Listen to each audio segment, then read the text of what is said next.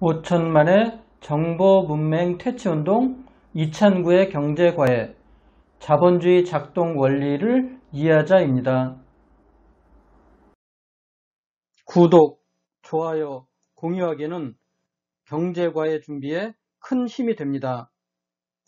지난 9월 초부터 미국 기술주의 변동성을 확대시켰던 요인 중 하나였던 손정희 소프트뱅크 회장의 나스닥 거래 논란, 즉 미국 9월 선물 옵션 만기일 이벤트가 현지 시간 9월 18일로 무사히 지나갔습니다. 오늘은 아직 파티는 끝나지 않았다. 좀 더 용기가 필요하다는 주제로 경제 과외를 진행하겠습니다. 최근 우리나라를 비롯한 신흥국 통화가 초강세입니다. 특히 원화와 위안화 강세가 돋보입니다. 최근 중국 위안 환율은 계속 하락해서 6.769 수준이 되었습니다. 시장의 어떤 외환 전문가는 최근 위안화 강세를 중국은 경제 모델을 내수 중심으로 옮기면서 원자재 대금을 줄이기 위해 더 강한 통화를 갖고 싶어 한다. 중국은 이제 더 강한 통화로 더 많이 살 수 있으며 평가 절하의 필요성이 훨씬 적어졌다라고 해석을 했습니다. 즉, 위안화 강세가 내수 경제 활성화 및 원자재 가격 상승을 대비한 중국의 대비책이라는 뜻입니다.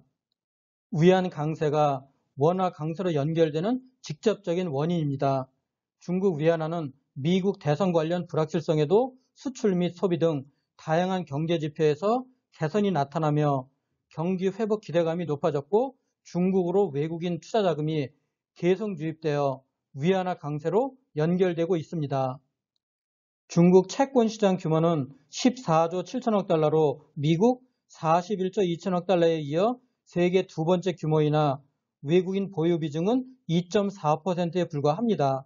그러나 최근 블룸버그 글로벌 애그리게이트 인덱스, JP모건 글로벌 본드 인덱스, 이머징 마켓 등 글로벌 채권 인덱스에 중국 채권이 편입되면서 외국인 자금이 꾸준히 유입되고 있다는 점도 위안화 강세 압력이 지속될 가능성을 높이고 있습니다. 채권 인덱스 편입으로 인한 자금 유입은 올 연말까지 지속될 것이라고 외환 전문가들은 예측하고 있습니다. 상기 위안화 강세 요인 외에 현재 93 내외인 달러 인덱스를 달러 원 환율에 대입해 보면 1130원까지도 달러 원 하락이 가능합니다. 다만 미국 대선 및 백신 등 불확실성이 여전하며 한국 수출은 연말로 갈수록 개선 가능성은 높으나 회복이 완만하게 진행 중이라는 점, 국내 자금의 해외 투자가 달러 수요로 연결되어 원화 강세 압력을 상쇄하는 점 등을 감안한다면 외환 전문가들은 연말 달러 원을 1170원 정도로 전망하고 있습니다. 참고로 달러 원 환율의 이전 저점은 금년 1월 14일 1156원이었고 9월 18일 금요일은 1160원 초반 수준이었습니다. 코스피가 2600포인트를 돌파했던 2018년 1월 당시 달러 원 환율이 1060원 수준이었음을 감안해 본다면 외국인의 수급은 앞으로 더 유입될 가능성이 높습니다. 원화 강세와 코스피 지수 상승이 계속될수록 외국인 투자자들의 마음은 급해질 것입니다. 미국 대선은 11월 3일입니다. 이제 40여일 앞으로 다가왔습니다. 계절적으로 미국 대선 직전 2개월, 9월과 10월은 미국 증시가 약세를 보였습니다. 그동안 미국 증시가 강하게 상승했기 때문에 가격 부담이 다른 때보다도 더 높아진 것도 사실입니다. 이번 대선은 코로나로 인해 우편 투표가 크게 증가할 것으로 예상됩니다. 다만 별도의 신청 없이 모든 유권자에게 우편 투표 용지를 발송하는 곳은 10곳의 주에 불과합니다. 물론 10곳의 주는 모두 민주당 지지 우세 지역이기는 합니다. 대다수 스윙 스테이트는 부재자 투표를 신청해야 가능하여 실제 우편 투표율 상승 여부가 변수가 될 것 같습니다. 그동안 10% 이상 밀렸던 트럼프의 지지율이 최근 5% 내외로 많이 따라붙었습니다. 특히 선거인단이 많은 스윙 스테이트 중에서 플로리다, 노스캐롤라이나 등에서는 접전 중이라고까지 합니다. 대선이 임박할수록 트럼프의 대중국 압력은 더욱 거세질 것이고 증시 부담 또한 커질 것 같습니다. 미국은 매주 목요일에 실업상 청구 건수와 MMF 잔고를 업데이트해서 발표합니다. 실업상 청구 건수는 미국 고용시장을 위클리 단위로 추적할 수 있어서 매우 유용한 경기 지표입니다.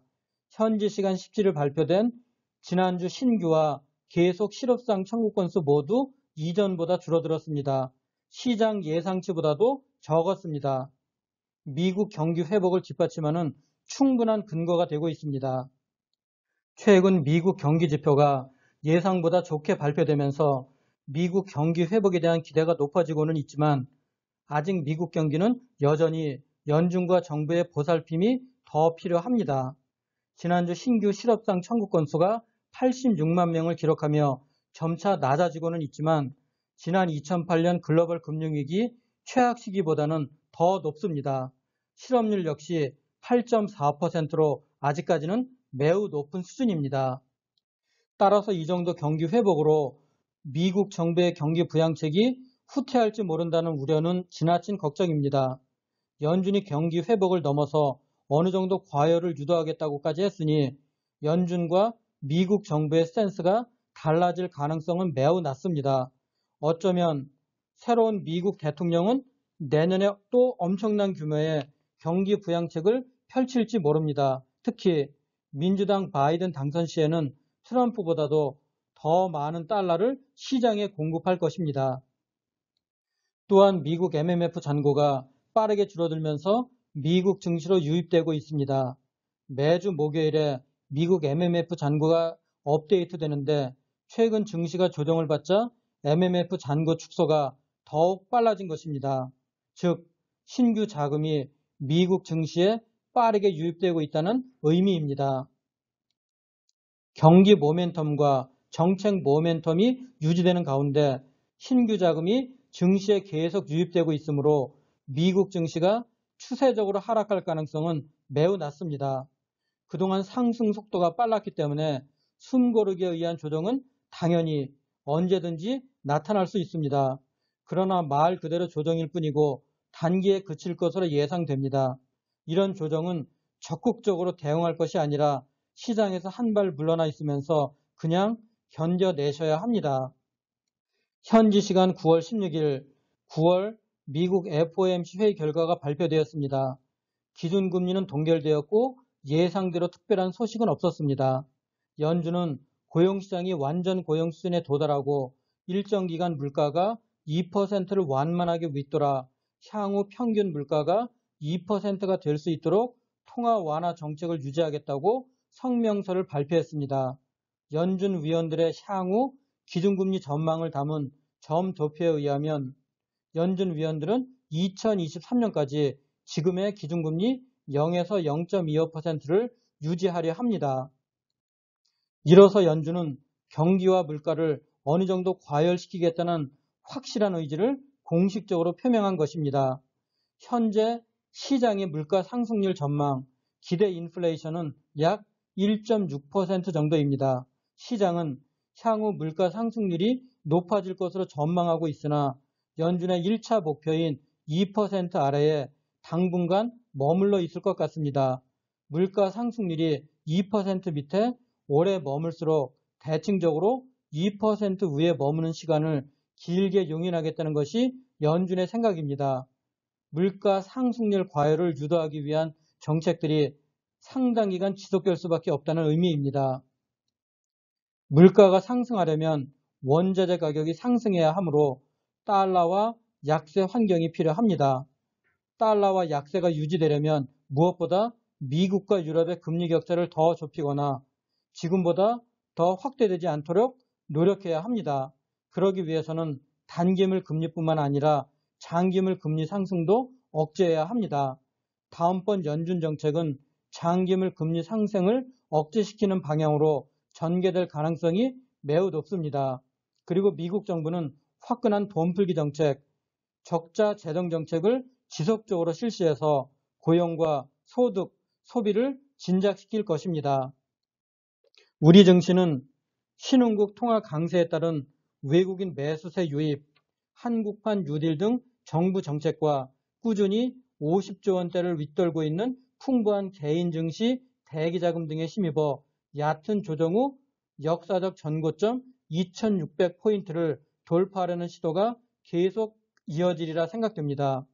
다만 이번 주 외국인은 반도체, 자동차 업종 등 대형주를 중심으로 8천억 원 이상을 순매수했습니다.